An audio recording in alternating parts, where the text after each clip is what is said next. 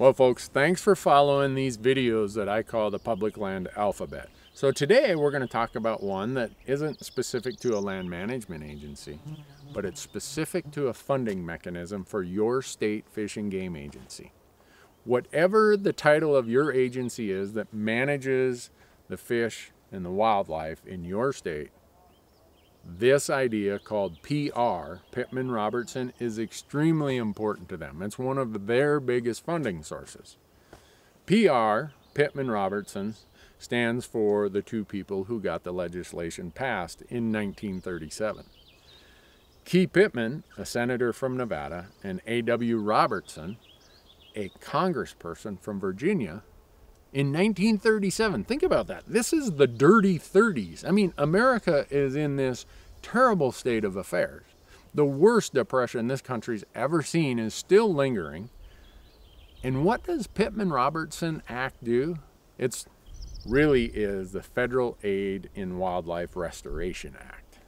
That means the federal government is collecting revenues and it is putting them back to the states, because the states in this country, and we're going to get into this in one of the future videos, in this country, wildlife management is a state purview.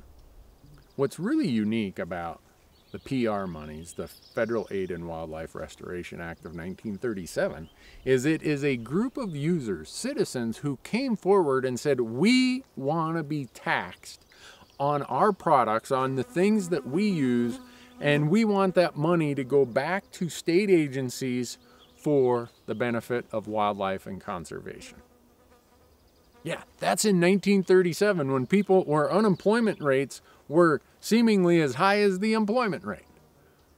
When we're talking about serious depression, economic times like we've never seen in our lives, a group comes forward and says, tax me?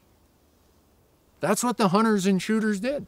They said, charge me an 11% excise tax on the manufacture of my ammo, of my firearms, and take that money, put it into a pool that is held by the Department of Interior, and every year redistribute that money back to the states based on these formulas.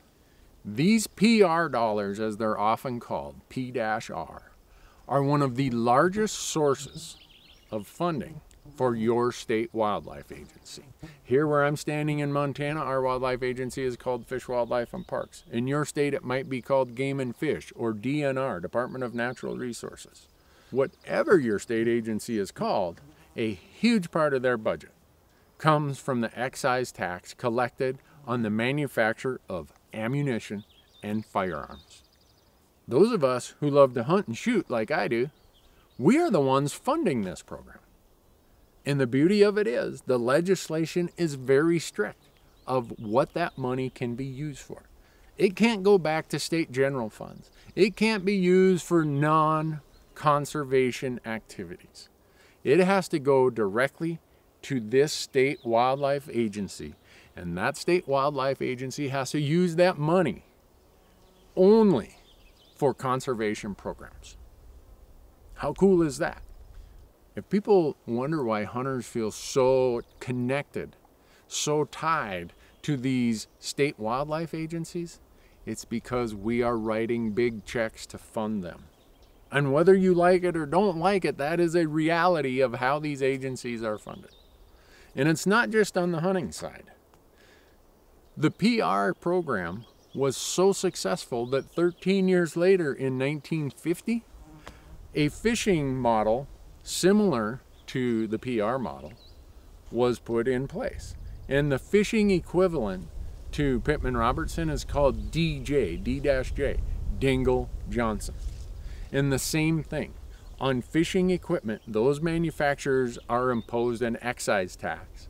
The excise taxes are collected at the federal level and then redistributed back to the states under the formula of the legislation. So if you take PR, Pittman-Robertson, and DJ, Dingle Johnson, those are two of the largest funding mechanisms your state wildlife agency has. Without them, wildlife in the United States would not have a chance. The conservation models that we've built that are the envy of the world would not be here. Colorado has a program called Hug a Hunter. And the reason they run this ad campaign called Hug a Hunter is because whether you hunt or not, that hunter is funding most of your large game and small game and bird and waterfowl and non-game and other species. Some people like it, some people don't like it. But it's a fact that we deal with. It is what keeps state wildlife agencies running. It's what keeps conservation in action out on the ground. If you are buying ammo, if you're buying firearms and you're paying this excise tax, thank you. And thanks for watching.